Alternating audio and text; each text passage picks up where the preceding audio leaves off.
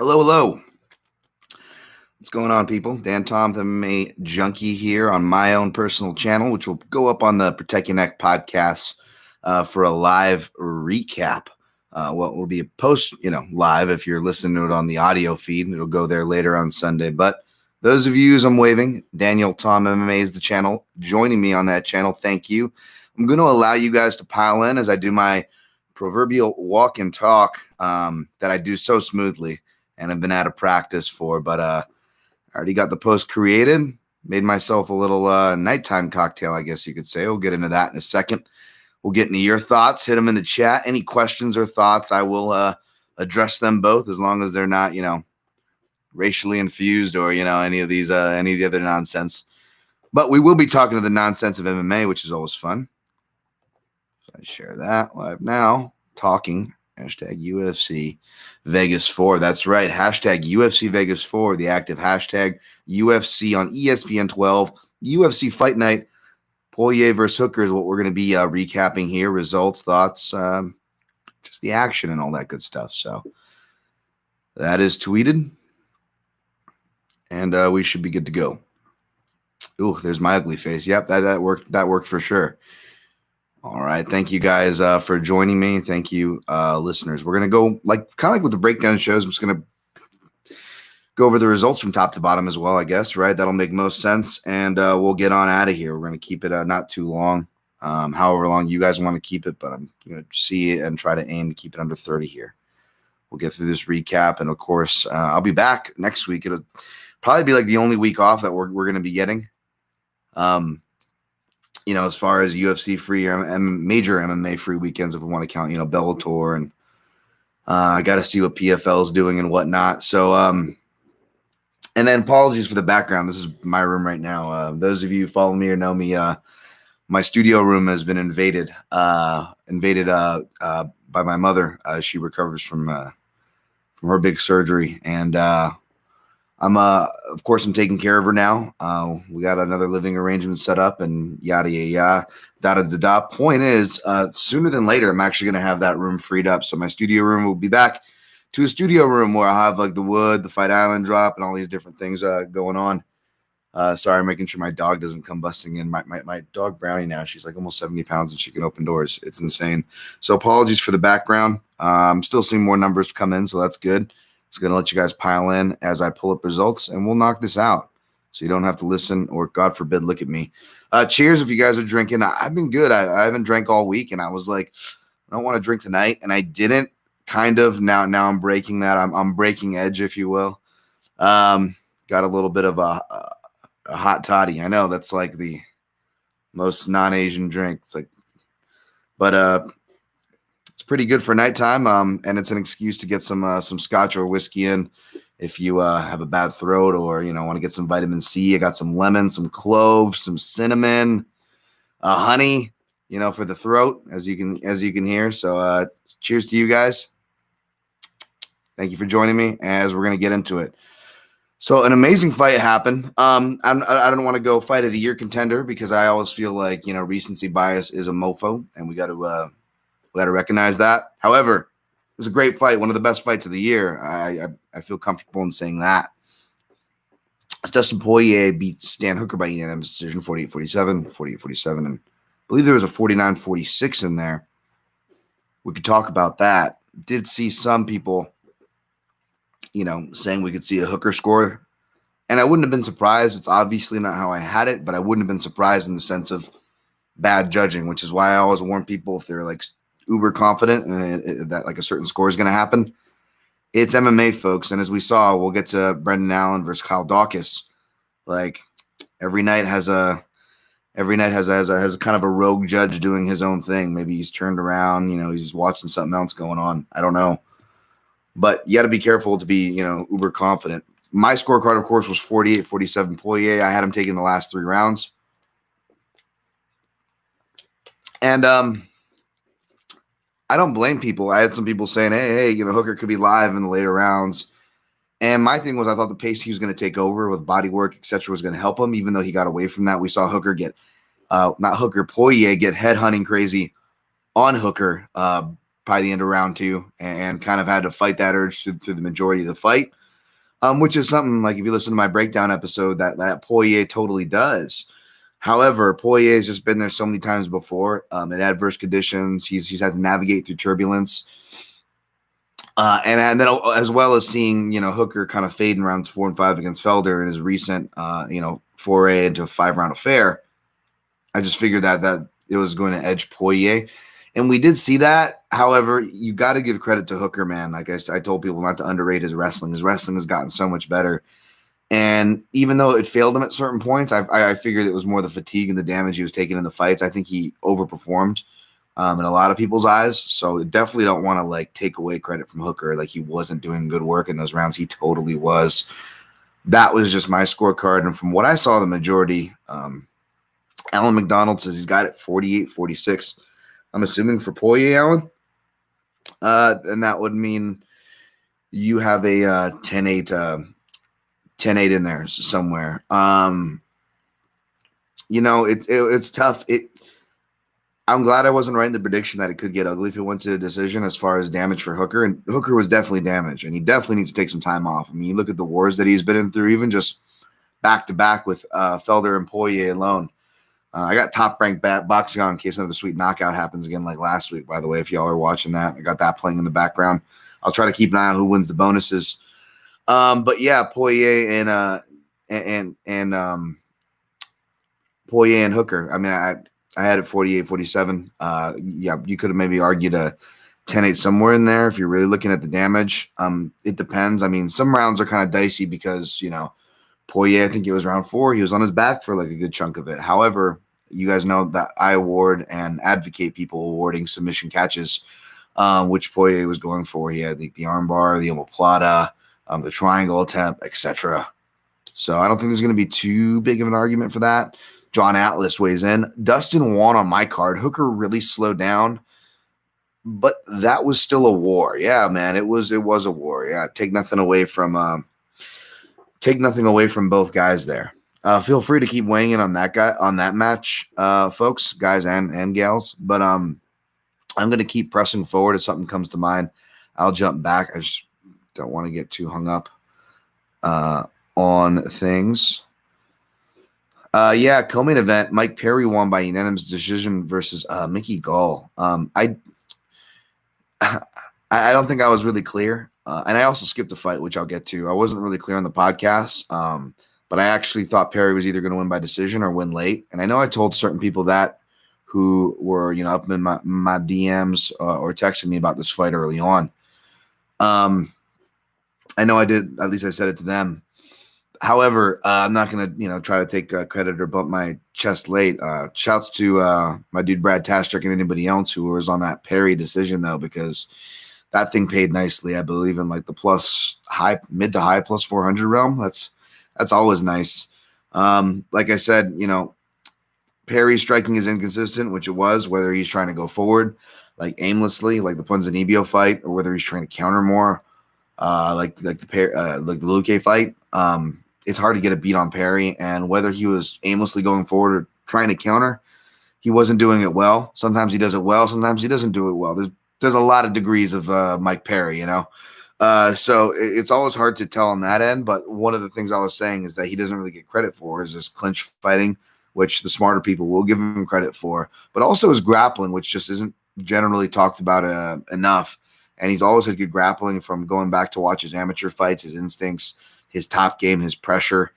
It's really good. It's really solid. It's really serviceable, and more serviceable than a lot of us thought, because he showed to outwork Mickey Gall, even take his back briefly early. So good on him, and hopefully Mickey learned from it.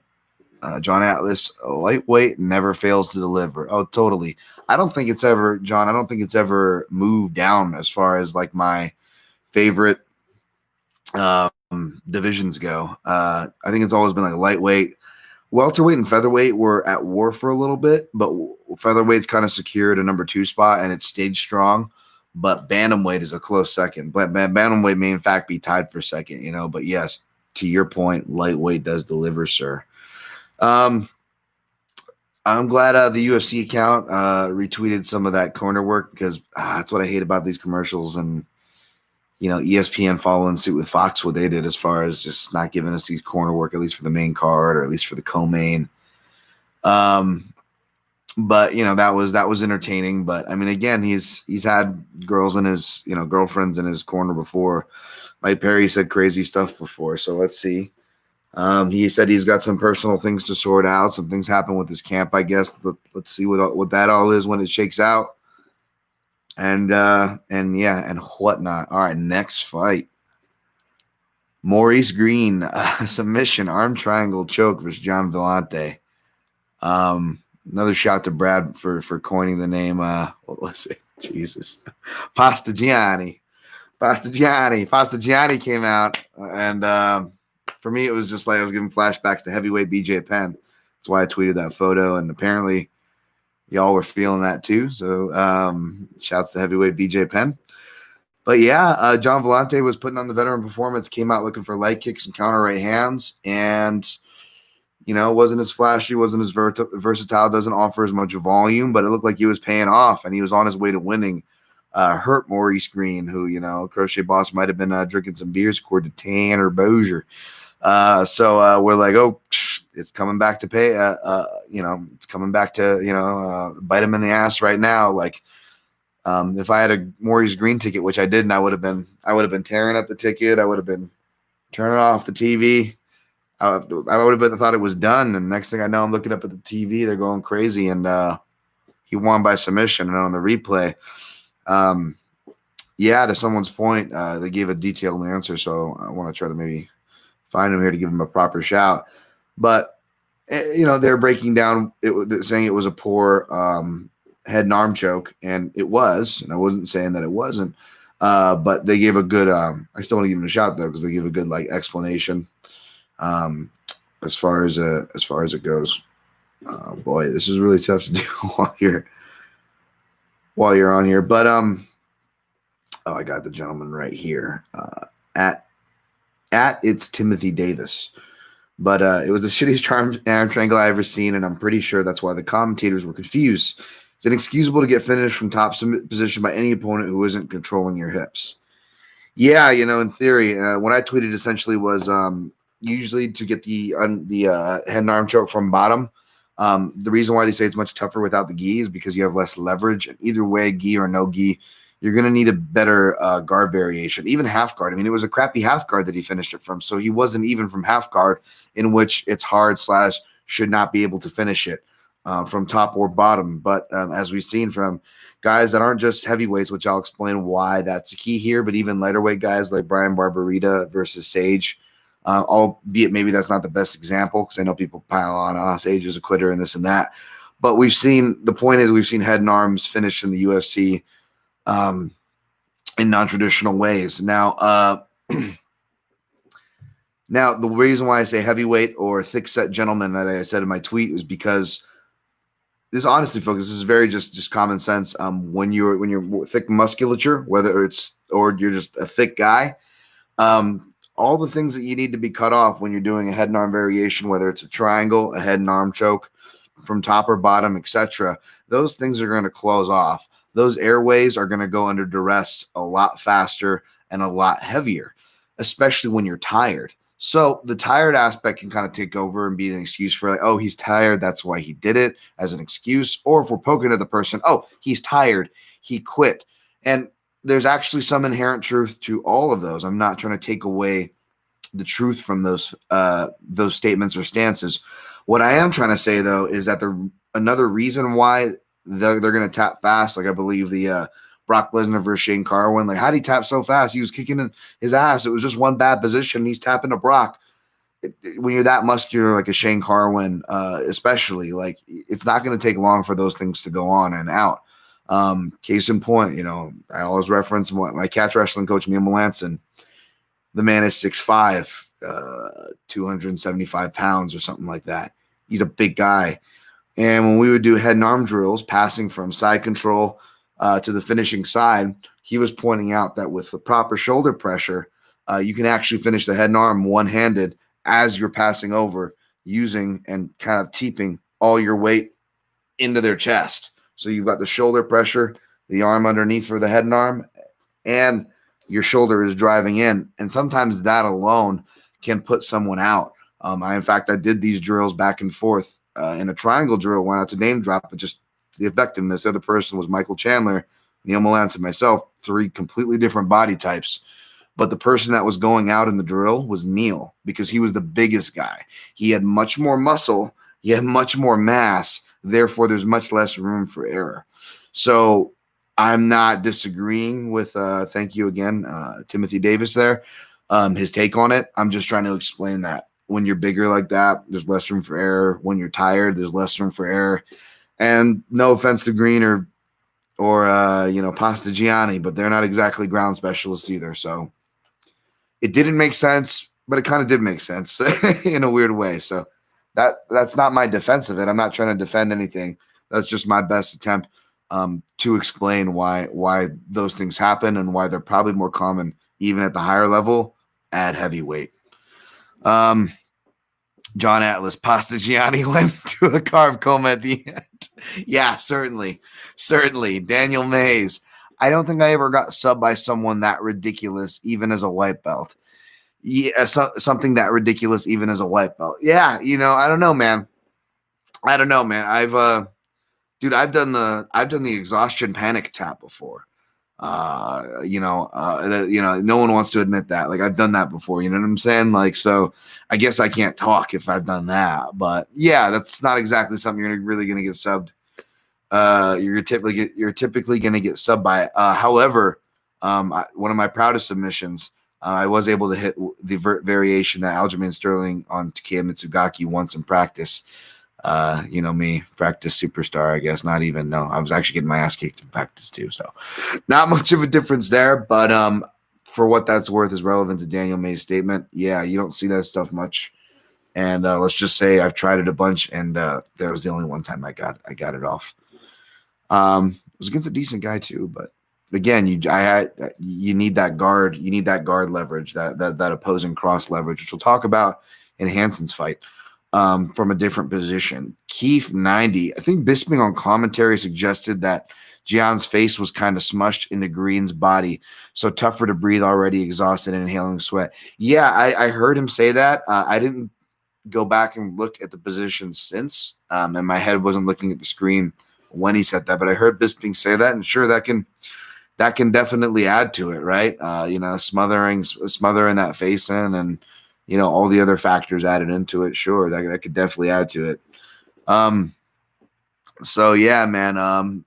I was gonna lean Volante, and I was kicking myself for not leaning Volante, but I guess the pick came through. So, grats if you were able to cash any angle on that fight. Brendan Allen defeated Kyle Dawkins by unanimous decision. I had it 29-28, giving Dawkins the third round. But one of the judges, for whatever reason, gave Kyle round 3, which was really weird. I'm pretty sure everybody that I saw, for the most part, had that same score, 29-28. That's Benjamin barking over there. Oh, that's a strong toddy. Yeah, I like both guys. I ended up siding with Brendan Allen just because I feel like stylistically they were very similar. Bisping seems surprised by that, but I think somebody would like, what was it? Mac Malley on Twitter was like, it's like the Spider-Man gift. They're fighting each other, the two guys. And it was kind of like that, although Dawkins was a southpaw, a little more sharper technically on the feet. I think we saw that. Brendan Allen, he seems to have a chin. He seems to have a good attitude. He's not just all talk saying no one wants to strike him. He does seem like he is willing to strike in his defense. And the offense still seems to be coming together, but that lack of head movement really worried me, especially when the only time he was moving his head was when he would get hit and then he would move his head after. It's good that he was doing that, but that's also like, it shows kind of where he's at in the process. Like, that's what you're doing when you're trying to implement head movement. You're like, oh yeah, that's right, I'm supposed to be moving my head. When you get hit, you're like, okay. It's like when you get hit, you're just like, I put my hands up and reset, right? Forrest Griffin, he always do that, like tap on the head thing and then reset his hands. So that's going to be something to watch for against a better counter wrestler. But it was good that Brendan Allen, who can go to his back voluntarily, which he did here for a second, we'll talk about that, it was good that early on he wasn't giving Kyle any freebies. That was the kind of worrisome there. If you were on Allen, which I was not. Actually, I think I always parlay like my main card picks for Junkie for fun, like for like five or $10 or something. So I think that hit. But like I had no rooting interest as far as that goes, honestly, folks. But that was good to see though, for excuse me, Kyle's sake. And then later, I tweeted this, like whether he was going omoplata or using he dropped for the guillotine, but immediately used an elevator assist, which there's different meanings for that. But what I was referring to is basically he's using a butterfly instep and elevating with one hand, one side, and using that little space to create a scramble. He makes a lot of hay with little space. Not like a flyweight, but in the same spirit of a flyweight, which is kind of crazy, being that they were middleweights, right? So that's really interesting. It'll be interesting if you can really, keep making hay with that, especially if he fights a guy like Ian Heinisch, who scrambles like a demon, albeit more wrestling than jiu-jitsu based scrambles for Heinisch. I'm still interested to see that matchup. It sounds like Allen still wants that, so hopefully they put that together. And I think it was shouts to Dan Levy, who might have said Tom Breeze versus Kyle Dawkins. I'd be down for that. Little southpaw versus southpaw action. Breeze has faced a lot of southpaws. It feels like as of late, it's been like Kelly. Well, Allen isn't, but yeah, get some southpaw versus southpaw action in there. And but yeah, Dawkins is a dog, dude. Even getting dropped at the end of round 2, comes back and fights himself back on the scorecards. Big fan of Dawkins, like I said, even though I didn't pick him. Next fight, Takashi Sato on KO punches. I forgot to break this fight down because of the change of opponents. I think Jason Witt, kind of like Justin James, took this, like 30-something hours notice, something like that. So a line wasn't up, and usually, and maybe it was temporarily placard was down too. And I'll use those online references to lines when I'm doing my breakdown show. So I didn't break down this fight. However, it was kind of obvious to take the Southpaw Sato over the last minute replacement. So hopefully you did. He made quick work, and that was a point of entry, as far as a minus 200, as far as a parlay piece, if you used it. So good on you if you did there. Hopefully they get Sato in a more meaningful matchup, can see more of his skills tested. And I'm sure Jason Witt will get another chance because they need bodies, man. See how many fights they're trying to put on in August, people? Jesus. I think I might be taking a week off to bury a relative on that month. So maybe that's a good month to take a week off of. It's going to be a lot of fights that month, folks. A lot of fights coming up. Julian Erosa defeated Sean Woodson by submission. Bravo choke. Darce choke. His specialty. Tony Ferguson-like performance there by Julian Erosa. Happy to be wrong here, man. Happy to be wrong. Between the Extreme Couture crossover, Robert Falls crossover, to the fact that this guy looks like Cameron from Ferris Bueller's Day Off, and I keep ragging on that. I'm really happy to see this dude get a win. Really happy to see him upset the odds. Even round 2 where he was losing and getting dropped, you can see exactly why the UFC is giving this guy another shot despite being on an 0-3 skid. That is Erosa. So, in the end, comes out, gets dropped, keeps coming forward, going to the body, which I love, and hit that sweet Darce. Prospect loss for Woodson. He's got to experience that. Still excited to see him come back. I was excited from what I was seeing until he started falling apart from the pressure. And shouts to Aaron Bronsteter, who he was saying this was another kind of a false dog in a sense, or at least the line shouldn't have been that wide. Which I agreed, but props to Aaron on that. I definitely thought Woodson was going to be able to pull this off. So and props to Erosa. Really happy. Hopefully he bonused. I'll try to peek here at the bonuses and not get too distracted as I push forward. But off the top of my head, I'm hoping Erosa bonused. I'm sure Poirier and Hooker got fight of the night. And let me see. Hopefully, either Worthy or Moser bonused, but I wouldn't be surprised if they gave it to Hansen. So let's see. All right. Boom. All right. Yeah, Kama Worthy defeated Luis Pena, submission, guillotine choke, round 3. Yeah. It's kind of a weird, lackluster fight. Pena didn't get at his wrestling as early as he probably should have. But I don't know if it would have made a difference. He might have still slipped up. And it was the wrestling that was getting him in trouble that got him into the guillotine. Of course, Worthy locked up one of those Mackenzie style guillotines where, especially if you have the long arms, you can almost just push on your wrist. You close off both sides of the neck. More important, you close off the escaping angles. The hopping over to the opposing side of the hip still won't get you out of there if you're over the shoulder or closed off completely. And the extra security in the situation, which I believe Josh Ammo on Twitter, sorry for mispronouncing your handle, asked if the cage made a difference, and it did. The fact that the cage was beside them, because not that it would have made a difference if Worthy kept that guillotine variation. However, even if he had a regular guillotine variation, he couldn't create the scramble and get over to the safe side of the hips on a regular guillotine either. It would have been difficult, at least. Not saying he couldn't have. Would have been very difficult. Weird lackluster fight sums up Pena.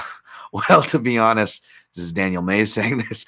Great prospect, but he seems like he can't show up. He's really just got to put his game together still, and that's kind of the problem with the vast growth and deadlines. I love UFC as much as the next guy, but it seems like it's turning into ultimate filler content, right? As far as, we're looking, I just referenced, though, it's going to be like 80 fights in August and stuff. Like, we've been seeing the UFC level be challenged and tested, and that's not to crap on fighters. In fact, I'm more likely to be to take the other angle of it, which is, you look at guys, whether it's a Pena or even a Mike Perry, if you look at his road, like, I'm not saying we should be like boxing in all aspects, and we got to be careful about wishing for that. However, you would like to see some more care taken for these prospects and given time to develop, because once you get to the UFC, you got to be ready. There's no stopping. And as we saw with the Rushkoff, Drysdale, even if you're a touted prospect and you got the wrestling experience, you've got all these check boxes, experience at big gyms, et cetera, like, you got to make sure, Dennis Davis, who is a longtime coach and corner to Justin James, he used to say this about bringing guys up into the UFC. He goes, you want to have the hard fights against the submission guys, the boxers, the wrestlers. You want to have the 3-round wars. You want to have the championship fights, even if it's for an amateur or regional title. You want to go the extended rounds. You want to answer these questions before you get to the UFC, because the UFC is not the place to answer questions at a certain base level, of course. So that, I think, is the bigger problem we're seeing as far as that goes. And again, don't get me wrong, the cream will rise to the top. A lot of people can lose early and learn from those things. Look at Kama Worthy, right? He, the matchup we're talking about, Kama had to answer those lessons. It's easy. He was probably getting ridden off by me and many, right? I'll raise my hand too. Devontae Smith's probably going to knock him out. Kama Worthy's been knocked out 4 or 5 times, but if you look closer, those happened all at featherweight for the most part, except maybe the one to Paul Felder, which it's Paul freaking Felder. And go back and watch that knee that Felder hit him with. Ooh, it would knock anybody out. So maybe he's a new guy at 155. I mean, look at the guys who headlined the card tonight. Poirier and Hooker, they were new guys at 155. Why can't Worthy be a new guy at 155? Maybe that's what we're seeing. The point is, Worthy did himself a service, and he answered those questions. He took those stumbles, and he picked himself up on the regionals and outside the UFC. So when he got there, short notice or not, odds stacked against him or not, he showed up. He showed up multiple times. He won. He won multiple times, and he won in multiple ways. So that's the bigger takeaway there from Pena and Worthy. Is your thumb all right, bud? Yeah, when I was making this, the aforementioned hot toddy, I was punching a clove. I was punching a clove through the lemon slice, if you want to call it that, the lemon skin. And I didn't realize that they can punch through, human skin as well. Go figure. So cheers to that. Next fight. Let's get through this. Wow, we're already at the half-hour mark. Let's blow through this. A couple more. Tanner Bozier defeated Felipe Lins by KO punches. My goodness. I mean, I knew his durability was going to keep him alive in the fight, but I forgot to calculate Linz's durability, who's been stopped before and was stopped again tonight. That was a clean shot, though. I mean, that was like heavyweight Stephen Thompson, Johnny Hendricks there. He steps off to the side, right hand, steps off, can see the ear, boom, uppercut, right hand, puts him away. Like that was dude, I'm happy for Tanner Bozier. Again, I picked him, but I'm happy for him. Another guy, especially those of you who listen to my podcasts, I dance all over the pronunciation of his name inappropriately, unfortunately. But he seems like a nice guy. I mean, dude, whether he's throwing shade or being just genuine or nice, I should say, whether he's being nice or throwing shade, he's genuine. Like how Canadian is that guy?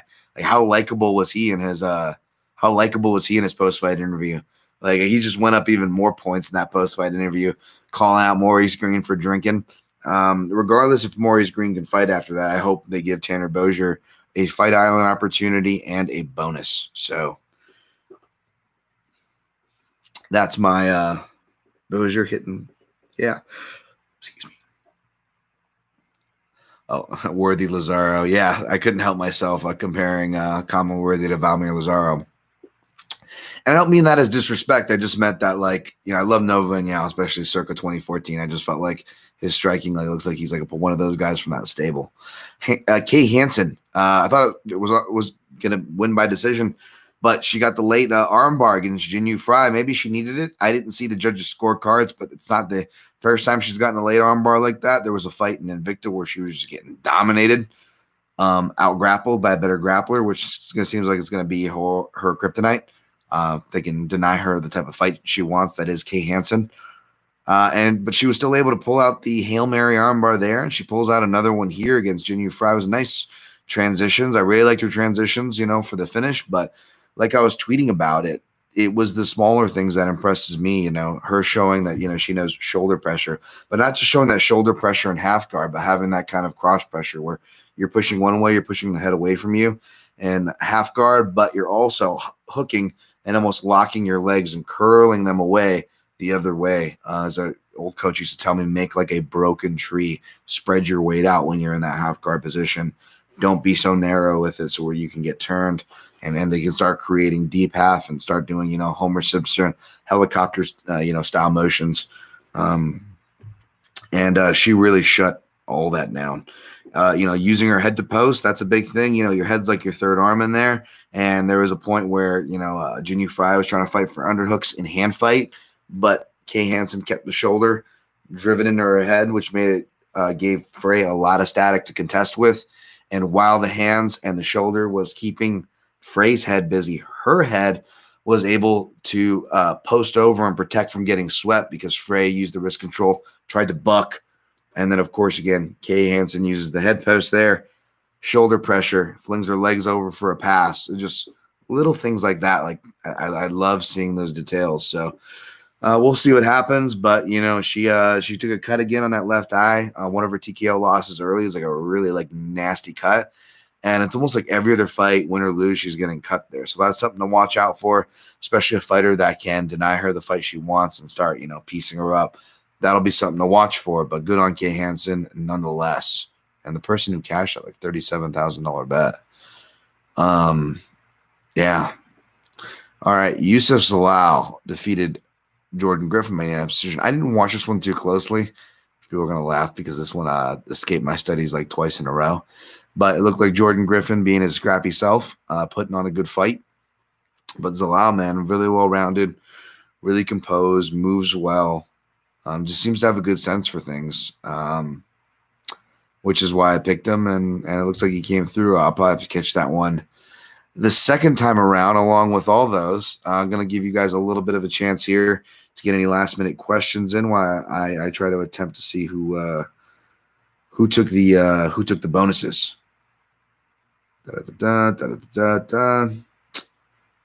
All right, not seeing any more questions pile in. And yeah, sorry, folks, trying to find out who the bonuses are, but well, it looks like the fight of the night got Hansen got a performance, Arosa got a performance, and the boys got fight of the night. Okay, well, I guess I nailed it as far as Arosa fight of the night, and Hansen was probably going to get it over the other two who I said. But hey, that's how the cookie crumbles. Let's see if we got anything on Twitter before we get out of here. All right, I guess that's it. 35-49, that's not too bad. Hopefully this wasn't as bad as an S show as I was worried about. But hey, you guys voted this way rather than the audio, so I didn't want to let you down. As Hamajag, as we say in Hawaii, as the background is. I'll have the proper backgrounds next time, and these will be more on the regular and more organized. So thank you all for joining me who joined me. Thank you for those who contributed, and I'll be back next week. Going to do top 5 mat wrestlers with Ryan Wagner from the Fight Site. A little sneak. Usually don't give those away too early because I'm not doing it till next weekend, but benefit for joining me here. A little early sneak on that. And then, of course, for the Yaz Island fights, I'll be doing breakdowns and all the normal stuff. The Protect Your Neck podcast. Follow me at Dan Tom MMA. Follow the podcast on all social platforms at the PYM podcast, as well as mixedmartialanalyst.com. My website, the website, supports the Protect Your Neck podcast, the show you are listening to or watching via the YouTube channel, which, again, give this video a like, subscribe to my channel. You can search it, Daniel Tom MMA. Really help me out on the subscriber count. You can see it's sadder than you might think, but we're picking it up slowly. We're gaining steam, folks. We're doing more. I'm bringing you more. We'll be bringing you even more the next time I talk to you. Enjoy your night. Be safe. Enjoy your weekend. And always protect your neck.